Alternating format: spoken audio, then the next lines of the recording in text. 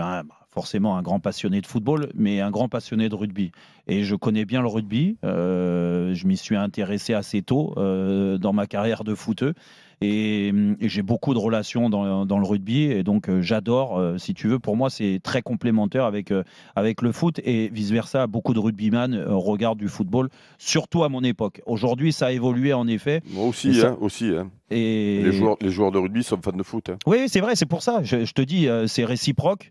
Mais ça a évolué. En effet, ça a évolué parce que le foot, et on le dit sans cesse dans l'émission ici, mais même ailleurs, et on le remarque de toute façon, c'est que de plus en plus, il y a une bulle dans le football, et cette bulle-là, tu n'arrives pas à rentrer dedans parce que des gens qui connaissent pas forcément le football et qui le découvrent et qui sont des businessmen te disent il faut les protéger beaucoup plus que les rugbyman. Donc la proximité avec les gens, forcément, dans le foot, ça a du mal à exister. Ça existe énormément dans le rugby. Et ils ont raison d'aller là-dedans. Mais pour moi, il n'y a même pas de comparaison à faire parce que le foot reste le sport numéro 1. Jean-Louis, ça se voit en termes de licenciés. Et surtout, ça touche le grand public. C'est 2,3 millions de licenciés. Le rugby, c'est 324 000. Et c'est pour ça. Donc, et pourquoi? Je vais te dire, c'est très simple. C'est qu'au football, tout le monde peut y jouer.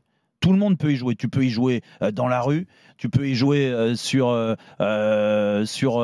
des terrains boueux, même avec des bosses ou quoi que ce soit. Tout le monde joue avec. T'es pas obligé d'avoir un ballon. Tu peux jouer avec une petite balle. Tu peux jouer avec des boules de papier aussi.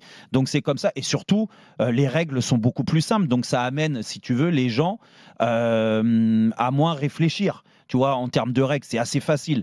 Le rugby, c'est spécifique. C'est moins grand public. Par contre, c'est plus violent, c'est autre chose. Mais ça encore, je ne vais même pas aller sur la violence. Je vais te dire parce que là, tu restes sur les sports, mais il y a aussi l'image renvoyée par les deux équipes de France. Il y a un rejet de l'équipe de France de foot et tout le monde en profite pour dire regardez comme le rugby est formidable là où le foot a des lacunes. Jean-Louis, là aussi, je vais te renvoyer, si tu veux, à l'affiche. Non, mais France-Nouvelle-Zélande, c'est France-Brésil au foot. Hein. France-Nouvelle-Zélande, moi, j'y étais, je me suis régalé au Stade de France. Et là c'est différent. Ce que tu mets en avant, c'est que une fois que ça touche forcément moins le grand public, parce que pour regarder un match de rugby, il faut quand même comprendre les règles. Et c'est pas facile. Même les acteurs aujourd'hui, les anciens joueurs ou les joueurs actuels, des fois, il y a des règles qui les dépassent. On ne citera pas les noms, Jérôme. Il y en a qui ont joué toute leur carrière sans connaître les règles. C'est pour ça. C'est pour ça que c'est aussi complexe. Après, si tu me dis... Ouais, on l'embrasse, Mavin. Si tu me parles de l'atmosphère du rugby, en effet, dans un stade comme ça, par exemple samedi soir, c'était fantastique. Et moi, ce que je reproche au foot, et c'est pour ça qu'on met une petite alerte aux dirigeants du football français, déjà du football français, je ne parle même pas en Europe et dans le monde, mais du football français. Méfiez-vous de ce que vous mettez en avant, le spectacle sur le terrain, le spectacle dans les tribunes.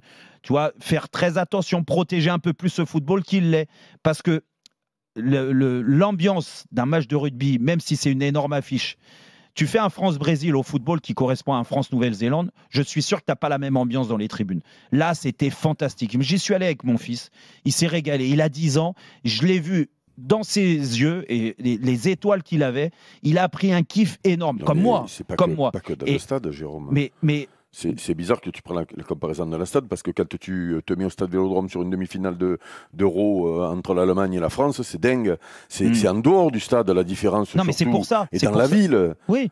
Non, mais c'est dans le stade. C'est extraordinaire le rugby. Quand ils viennent faire des demi-finales à Marseille ou des matchs de trucs, mais les gens ils sont contents. Exactement. Parce qu'ils savent qu'il va y avoir une bonne ambiance, parce que les gens ça va bien se passer, il n'y aura pas de bagarre, les mecs vont boire des coups ensemble. Il y a plein de trucs à prendre sur le rugby. Ben oui, beaucoup de trucs, beaucoup. Et je pense que dans le foot, on pète tellement plus haut que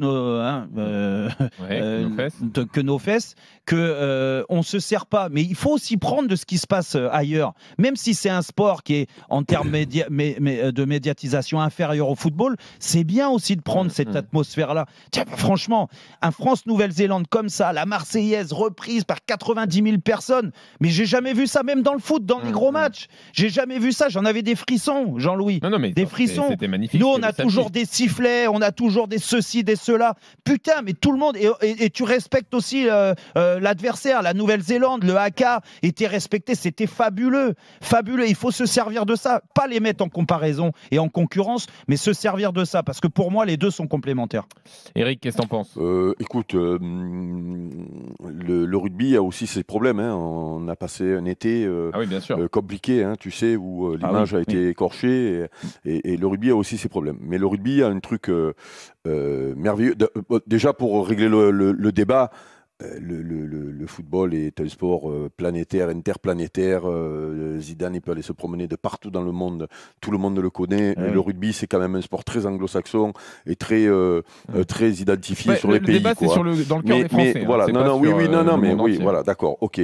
Mais le rugby a un truc extraordinaire, c'est que d'abord, et parce que j'ai même entendu l'histoire de aujourd'hui là le débat sur puisque les matchs étaient un jour derrière l'autre sur la Marseillaise, tu sais. Oui. Donc non, mais là il faut que les gens ils arrêtent avec ça parce que le rugby c'est un sport de combat et donc tu ne peux pas tu ne peux pas aller dans ce genre de match-là sans engagement, tu joues ta vie. Donc, c'est pas pareil que le foot, tu ne peux pas comparer. Et ce qui se passe au moment des hymnes, c'est que le combat commence déjà à ce moment-là. Donc, les mecs, à travers l'hymne, ils se motivent pour le match, ils se tiennent, ils pleurent, ils chantent fort, plus fort l'un que l'autre pour montrer qu'ils vont être là. C'est plus que du patriotisme. C'est les mecs, quand tu rentres sur un terrain de rugby, tu joues ta vie. Parce que si tu vas à demi-molle, tu finis à l'hôpital et peut-être en fauteuil roulant. Donc on ne peut pas comparer. Et Michel Platini en parlait tout le temps. Il disait, moi, il ne chantait pas l'hymne et personne ne peut penser qu'il était ni patriote, ni qu'il avait envie de défendre, quand on voit la manière dont il a défendu le maillot français, tu vois, ça a été un de nos plus grands représentants, comme Zizou, comme les mecs de ma génération. Voilà, c'est pas pareil, c'est pas la même culture. Donc arrête-toi avec ça. Ça, c'est un débat qui sert à rien. Ensuite, ce qu'il y a d'extraordinaire, et là où nous, on s'est un peu perdu dans le foot. C'est que dans le rugby aujourd'hui, je retrouve ce que j'ai connu du gars. Tu es plus vieux que Jérôme, mais Jérôme l'a connu sûrement aussi.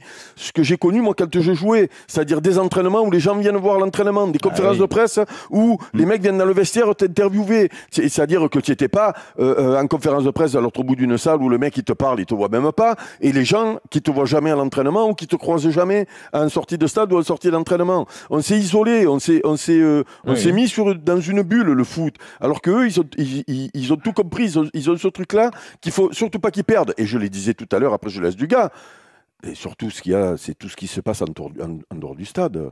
Je le répète, nous, chaque fois qu'il y a les 4 équipes qui sont demi-finalistes du championnat de France qui viennent au stade Vélodrome, les mecs sont là pendant 4 jours, ils boivent tous des coups ensemble, il n'y a pas une bagarre, ils chantent, c'est merveilleux, on se régale de les voir arriver. Et quand je dis Marseille, c'est pareil quand ils vont à Lille, quand ils vont à Bordeaux, quand il y a les demi-finales comme ça. N'en parlons pas quand c'est des étrangers qui viennent.